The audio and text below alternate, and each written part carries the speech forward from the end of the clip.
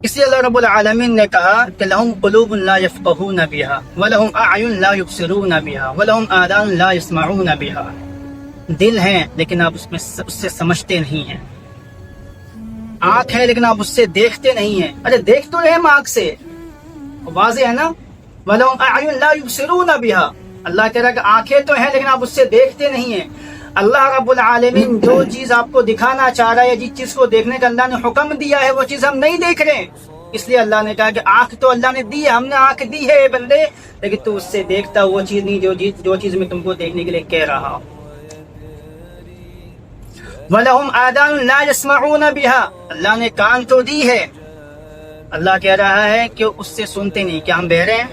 ہم سنتے نہیں، سنتے ہیں، لیکن وہ چیز سنتے ہیں جو سننے سے اللہ نے، اللہ کے نبی صلی اللہ علیہ وسلم نے ہم کو منع کیا ہے۔ اس لیے آگے اللہ رب العالمین نے کہا اولئک کالانعام، یہ تو جانور ہیں، بل ہم اضل، بلکہ اس سے بھی بدتر ہیں۔ اللہ نے کہا کہ یہ جانور ہیں، آگے کہا کہ اس سے بھی بدتر ہیں۔